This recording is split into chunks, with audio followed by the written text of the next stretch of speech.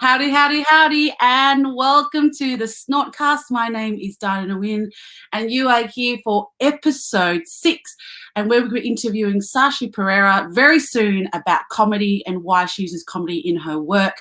Now, while you're watching and enjoying the show, please tell us where you are watching from. It's really important that I know where this show is coming to. So please tell us where you're watching from, where you're snorting from. And another thing is, who inspires you to watch comedy? Like, who's on your list, on your comedy radar?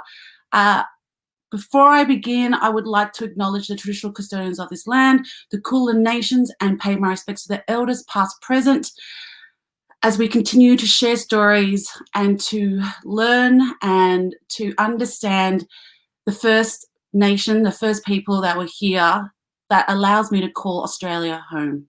So I acknowledge these people of the Dreamtime to continue telling their stories. And welcome to the SnortCast again. So this show is about comedy. It's about snorting, and I'm interviewing funny people from all around the world who are snorters. So if you are a snorter, let us know. And you know me, I'm an actor and comedian, and I'm also a creative entrepreneur, and I talk about comedy. And I would love for you to join us in the conversation today with Sashi to talk about comedy with us. Now, this episode is sponsored by my Patreon community. There's only 6 people who've supporting me, so thank you so much for supporting my dream. My Patreon, if you want more information about my Patreon, go to the link there. And if you want to follow on the SnortCast, we're on Facebook, YouTube, and Instagram. Thank you for your support and subscribing to my new YouTube page. I think that's the drill. I think we've said everything that I wanted to say. But please do tell us where you are watching from. And we are going to introduce our first guest, our 6th guest for the SnortCast, who's going to be talking about comedy and why she uses comedy in her work. And before I bring her on, we're just going to watch her work now. Hang on a minute. Okay, and here we go. Sashi Perera! It is distressing. On the unmarried thing, I feel like I wake up every morning to a new way in which the world is weighted, not against women, but towards men. Like, I just got my master's degree. No, thank you. Thank you very much. But now I am a master and a bachelor. But actually, I'm neither. I'm actually technically a spinster. I said that on a date one time, and the guy said, "What do you want to do, Sashi? Do you want to change your bachelor's degree to a spinster's degree?" I was like, "No, Gary, that sounds shit." But I would like a qualification that was entitled in a time when women could study. There's no punchline there. It's just on another date, a guy said, it's so good to see a woman of colour doing comedy. And I understand the need for that phrase. It came around in the 70s to bind together women who experience different layers of marginalisation based on one common characteristic, being their race, which basically means that weird shit tends to happen to you when you're not white. Like, in 3 different workplaces on my first day as a refugee lawyer, they thought that I was the refugee, not the lawyer. I know. And then on 3 different dates, the guy stopped me halfway through the date and was like, "Sashi, I have been dying to ask you, what is the cultural significance of that band you wear around your wrist?" And I said, "Well, that's my hair tie." I think you'll find it's common in most cultures. And that was super awkward for everyone. My actual problem with that phrase, I don't have a problem, but it's just that when you say woman of colour to me, I think about that chick from the Smurfs because she's blue. And I think, please welcome our guest, Sashi Perera. Woo! Hi. Thank you for joining the show. And just before you say anything else, Sashi is a comedian, and as you know from her clip, she's a refugee lawyer for almost a decade now. Her comedy is commentary on the daily absurdities of language and life, from the doors to crows to self-serve checkouts. I know that feeling. I worked at Coles for 4 years. She's a member of the Breasts of the Fest cast and a scholarship student at the Improv Conspiracy Theatre, and was recently featured in Broadsheet for being a comedy nobody. Woo! I've made it. Yes, celebrate everything.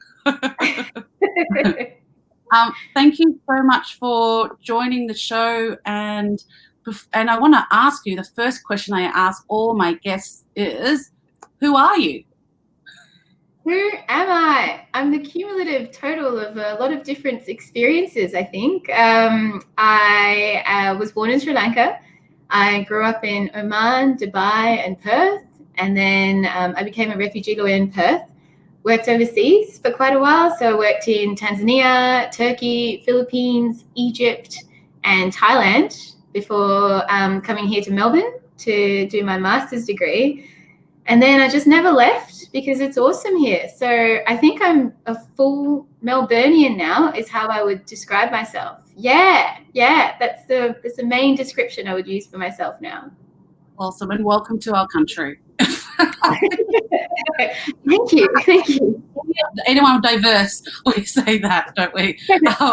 Where are you from? And I just want to acknowledge our guests that are watching from all around the world. We've got Dilawar, we've got Sydney, we have got Wisconsin, we've got Pakistan, we've got San Francisco, Mexico, California, and the New Republic of North Mexico. That's what they wrote. So thank you for joining us and Sashi to talk about comedy. Sashi, who inspires your comedy? Do you know what? Who I've just started watching again? Have you heard of a comedian called Danny Boy? Yes. Yeah, so I think he's the first stand-up comic that I ever saw live, and I think I had a bit of a crush on him when I was younger. And also, he's half Scottish and half Indian, and that was close enough to Sri Lankan that I kind of took him on. And I just loved his comedy because it's all anecdotal, it's all silly stories that's happened in his life and while he's traveling. And I think I didn't realize until I started watching his clips again recently that a lot of the way that I do comedy has been based off watching him.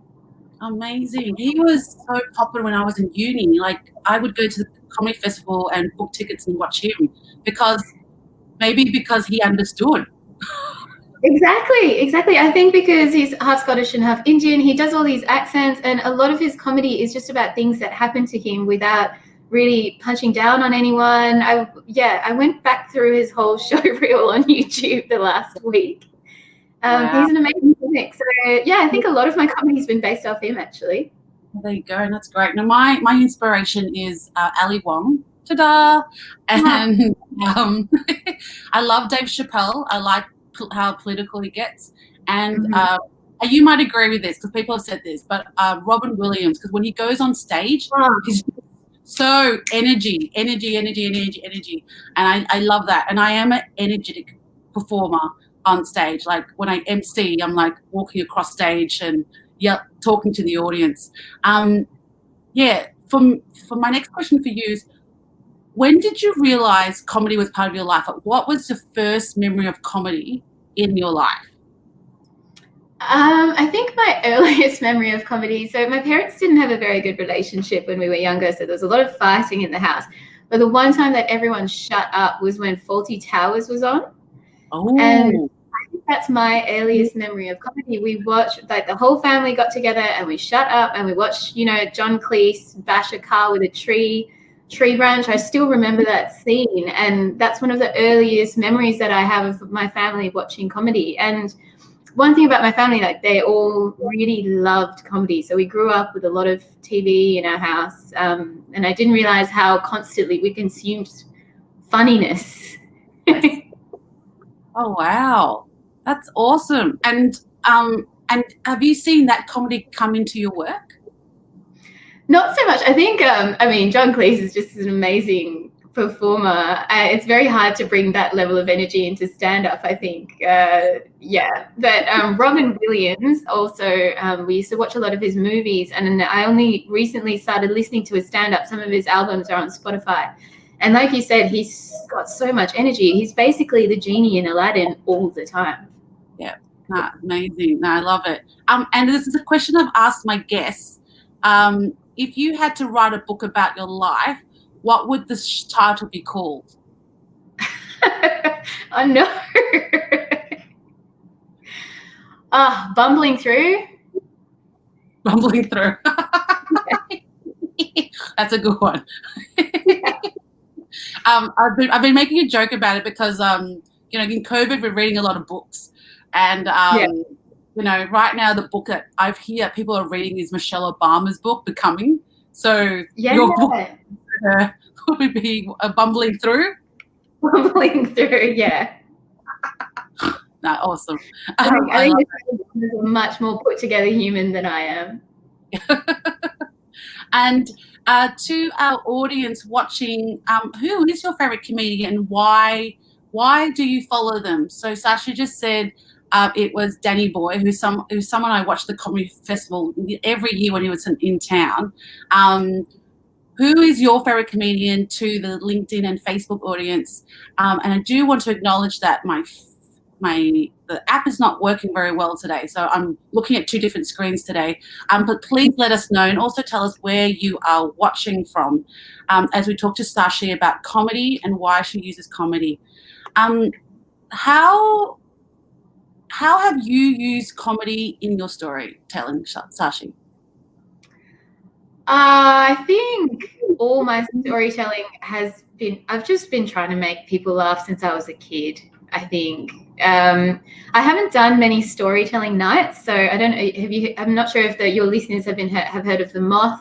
That's specifically a storytelling night where people bring comedy into it. Whereas I think I've just been desperately trying to make people laugh for as long as I can remember in every conversation. And do you know why? Like, where's it come from? Like, you said your childhood, but do you know why?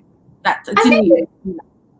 Yeah, I think they say humor is it's a very defensive tactic to kind of put everyone in the room at ease. And I think I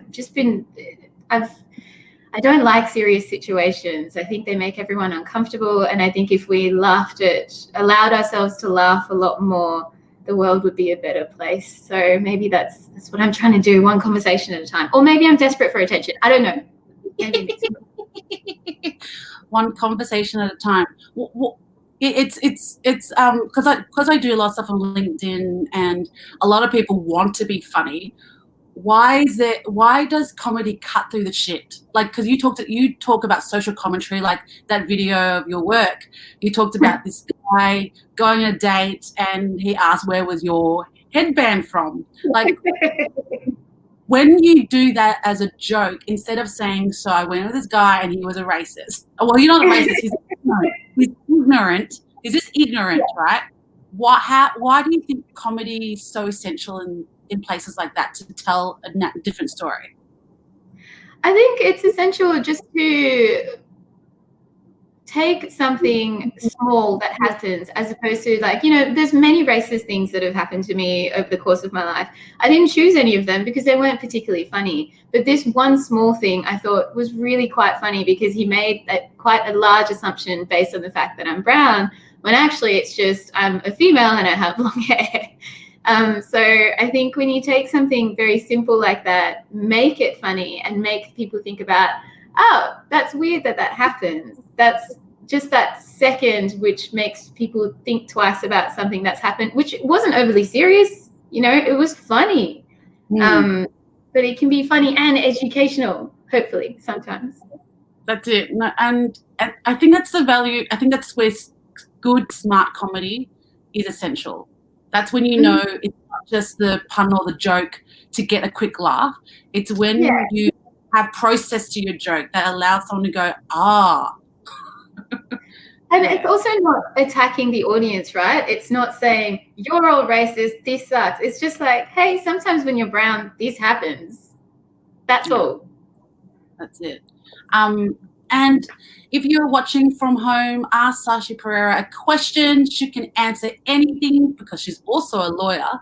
If you want to ask her some legal questions, ask her. Please don't ask me legal questions. I can't give legal advice on this show. But we've had people say yay to John Cleese. Don't forget Keanu Reeves. That's to my whole push. Bruce from California said Mr. Bean, as they love. Yeah. Thank you so much for coming on in. And Sashi, you are a lawyer. This is your full-time job, right? And comedy is your side hustle. Like, how do you balance the two, knowing that, comedy's always at nighttime, you have this full-time job, and are you looking to balance it so that comedy becomes the full-time? Like, what's the journey there for you? It's been quite a journey. So I was still working as a lawyer when I started comedy, and it was quite hard because the hours are long. It takes a lot emotionally from you working in refugee law. And I stopped doing that at the end of 2018. I just really wanted a break. And I realized now, looking back, I was just burnt out.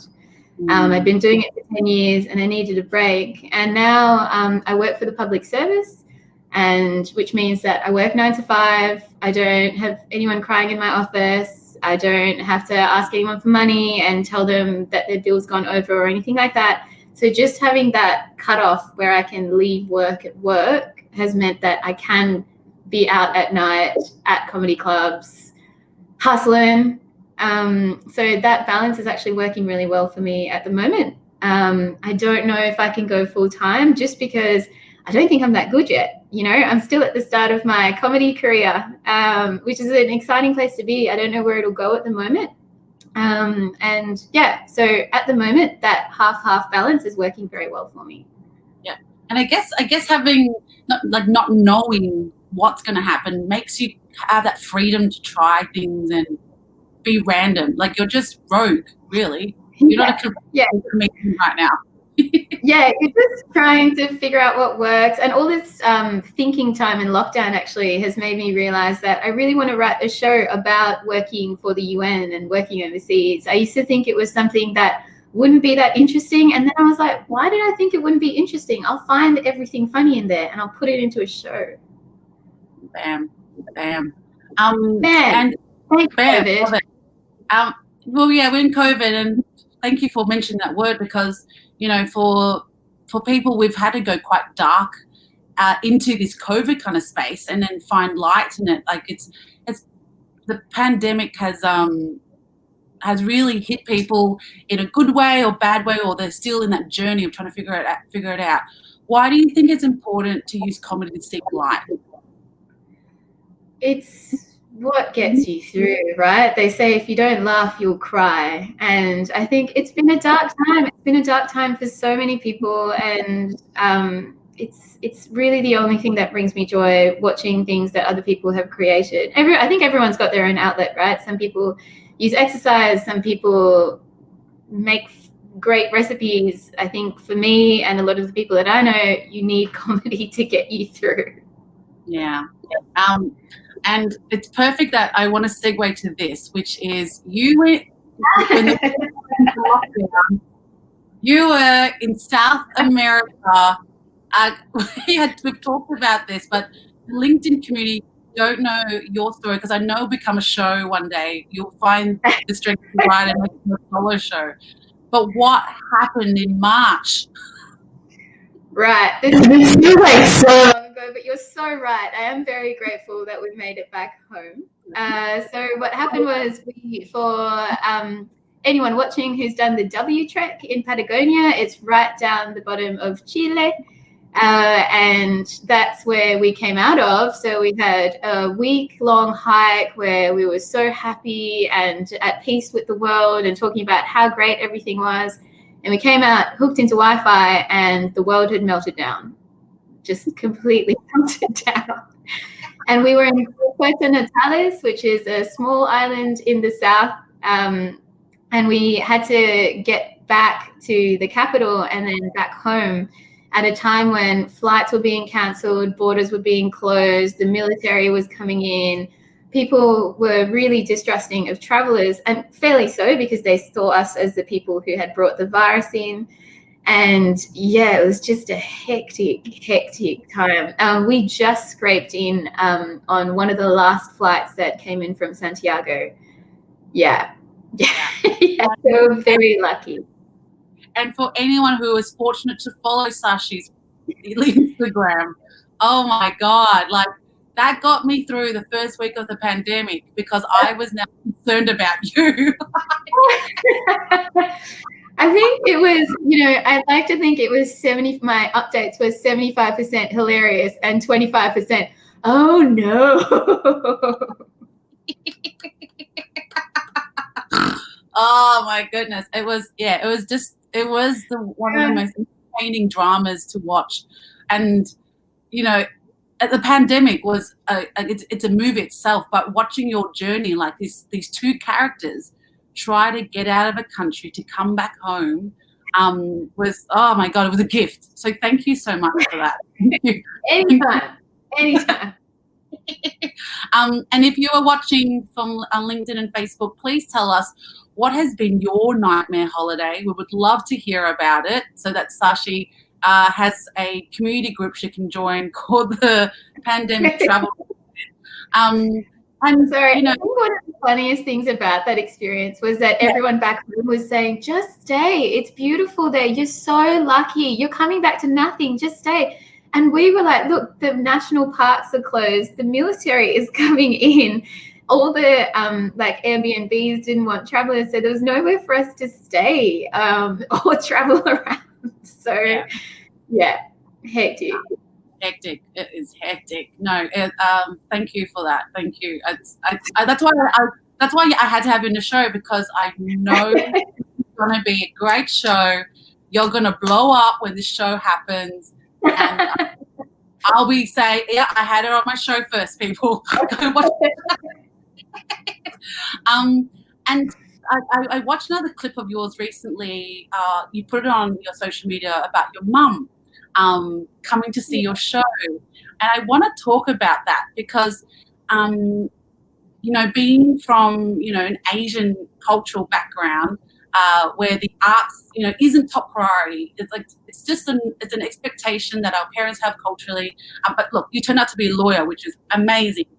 But how was it like to have your mum in the audience, and did you feel like your performance changed to have someone in there watching you? So the first time that she came to see me, she didn't actually tell me. It was for the Raw state final, and she didn't tell me that she was coming, and she hid in the parking lot, and she only came out after, and I was mortified because I was talking about throat gonorrhea. I didn't have it, but I was talking about it. That was part of my joke. And if I'd known that she was coming, I would not have put that in there. I definitely would not have put that in there. But now that I did that, I don't have anything to be afraid of, right? Like once your mum's seen you talk about that in front of 200 people, you can talk about anything. So it was very free. Yeah. I think that's when you know that you can do anything. Oh my God, you did gonorrhea. That's amazing. Yes, I did. I did a show. Yeah, I've talked about sex in my show, but I talk about sex with my mum's as a reference because she wants me to have babies. So I'm like, my mum wants me to put it in. Anyway, this is for LinkedIn. This is great. Sorry, LinkedIn. But to explain that joke, actually, it was just because I went to the doctor with a very sore throat, and he said, look, it could be one of many viruses that ravage our community every day, or it could be throat gonorrhea. And I was like, is there no in between? Is it either or? Yeah, no, great. No, I want to see that joke in full glory.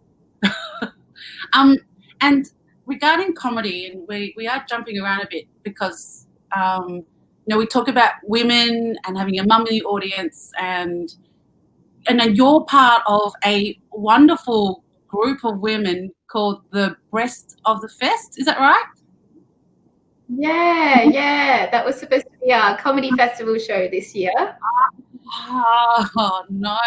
And yeah, you had a lot. It was a lineup of 7 women. Is that correct, or 6 women? 6, yeah, and they actually ran it 2 years previously, and I was lucky enough to be invited onto it. And it's just become, we've all kept in touch and kept doing Zooms weekly or so, and it's just been an incredible group to be part of. Very supportive and very funny. So it's been good. And why do you think that's important for you as a comedian? Who, you know, you've been doing it for 2 years now, 2-3 years. 2 years, yeah. Like, why is that so important? Because I see the 6 of you women together. I saw your promo for Comedy Festival and I loved it. Why do you think that's so important, especially being a woman of colour, and just being a woman in comedy? Yeah, I think stand-up can be a bit lonely sometimes. It's a very, very solitary activity, right? Like, you have your prepared material and you go and present it and hope everyone laughs. And I do improv, which is much more a team-based comedic endeavor, you know, where you're there as a team. And doing this lineup show with a group of women has made it feel like much more of a team activity, which I actually really like. I get a lot of energy from watching other people be funny. It really inspires me and really uplifts me. So I think having that group of women has just been great. It's just been a bit of what I love about improv in stand-up. Yeah, no, it's so beautiful to see camaraderie of women who are funny and making it happen and doing it together. And for anyone on LinkedIn who is watching, please tell us where you're watching from and who inspires you to watch comedy. And for our LinkedIn community, because they are in business, Sashi, they do want to speak. They want to have confidence to speak. What would be your tip to anyone who wants to share a story about confidence or how they use comedy in their presentation? What would be your tip? I think the first thing about sharing your story is don't doubt yourself. You tend to think that everyone else out there is funnier, is more interesting, has more to say, and you kind of cut yourself off before you even take that step to share your story. So the first is believe that you have something worth sharing. No one has lived your life. So talk about it. If there is something that you would like to share it. Find a medium to share it. The second thing is, I think you're always funny when you're not even trying to be funny. So if you are sharing from a personal space, either it will be an endearing story or it will be a funny story or it'll be a bit of both. But step 1 is trusting that you should share it. Yeah. Great. Trust, be brave, and just tell your story. We've got Bruce here. He said about his nightmare travel. Easy. Lost my green card in Cairo and had to get to the US embassy to get me out of it. Let's see. We got Bruce. Well, flying by the seat of your pants. No, that's not. I don't know what he meant by that. We had Melissa who wrote, "I think I would freeze, then freak out if I saw my mum in the audience." So yeah, people really have the same feeling that you do. And someone, Bruce also said, John Cleese was a lawyer too. Do you know? Oh wow, I didn't know that. That's so cool. Well, it's a question mark. We'll do a fact check. It's just. And Senor Pastasada said, "My grandpa is my favorite comedian." Oh, that's wonderful. Oh, that's such good heart. I love that stuff. And, you know, with comedy being cancelled live on stage, have you missed performing? Oh, I've missed it so much. That clip that I put up on YouTube for this thing is the first time that I've watched any of my performing, and it just really made me miss the crowd. It really did. I know some people have been doing Zoom shows and like power to them, but I get so much of my energy from a live audience, and I have really missed it. But it just means that we'll go back twice as hard when it's back, right, Diana? Yeah, we're working on it. Yeah. But you did do a performance just before the second lockdown. So if you're still watching from anywhere, we have been in lockdown in Melbourne for 3 weeks. We're mandatory to wear masks. But just before lockdown, you did do a performance. How was that? It was good. I think because everyone wanted to be there, right? But it was a small crowd because of the restrictions. I think you could only have 20 people in the venue. So it was a relatively small crowd, but good energy. It felt terrifying to get up there after not having performed for 3 months, though. You really lose it a little bit. Just you're like, they're all staring at me. They're here to hear my story. Yeah. I know, and that's what that's what I feel like is missing right now, this pandemic. And you're right, I am trying to work something out, which is, and this is what I found with lineups in Melbourne already, that you had to know someone or be quite in the community to do any spots.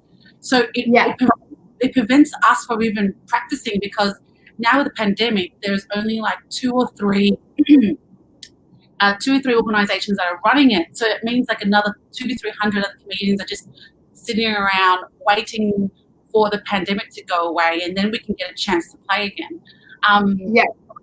Like what do you think we need to do during a pandemic as comedians? I think it depends on what you want to keep doing, right? Because I think a lot of us have pivoted. So, for example, you started this show. That's amazing. And a bunch of other comedians have started uploading videos of them just talking to the camera and saying funny things. I've actually, I feel like I really thrive off the live aspect of it. So I've not done much. I've been trying to write, but apart from that, I've not done much. But I think if you can pivot with your talents, which a lot of other people have, and you have, pivot away. Pivot away. And so what is your next journey? What's your pivot move? I think my pivot is, I want to do my first comedy festival and get onto the lineup show. Hopefully the rest of the fest runs next year. But I also want to write that show about working for the UN and the funny parts of that. I want to do that.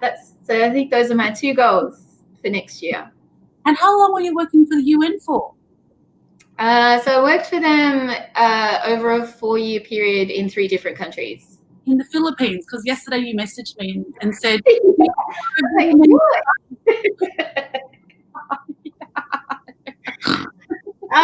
what a terrible assumption when we're talking about diversity. Shame on me.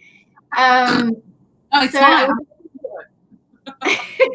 I worked for NGOs in Philippines and Egypt, but I worked for the UN in Turkey, Tanzania, and Thailand. All tea countries. Maybe, I could start with that. So I've got someone who says, yes, John Cleese is an attorney. Thank you for the fact check. That saved us some Googling. The audience is live with us. They're Googling while we're talking. It's like having a PA and not paying them. It's great. That's so good. Because I didn't know you worked in the UN until yesterday when you messaged me. And to hear it again, it hasn't clocked to me that, wow, you're really smart. Like, to get into the UN is pretty. I assume you've seen Never Have I Ever. Yeah. I watched a couple of episodes. I need to watch the rest of it. I lost focus on that one. I don't want to spoil it, but there is the UN in the 4th episode. Oh, wait, no. The 2 last episodes, there is the UN in there. So okay, I'll keep watching. Keep watching it. Yeah. Thank you so much for coming on the show to share your story. Thank you. Yes, and thank you to our audience for watching. There is a bit of a lag on the LinkedIn, so I'm not getting the comments live, but thank you so much for being part of the show. We had Hazel from Melbourne saying awesome chat, which was awesome. And so thank you so much, Sashi, for joining us. Now, if you are a fan of the show, please continue to support us. Thank you for supporting the SnortCast. And if you want to follow on all the social medias, the SnortCast at Facebook, YouTube, and Instagram. This interview will go onto YouTube in the next couple of days. So Sashi will be there forever to talk about her work and gonorrhea. That's going to be the... Not that. Specifically not. And if you want to support my Patreon, it is live at The Real Diana Nguyen. Thank you so much for joining us, Sashi. And before we exit out, we're going to be watching a clip with Sashi. There's a bit of Sashi at the end of it. So I just love IT. Here we go, here we go, here we go. Thanks for joining, everyone.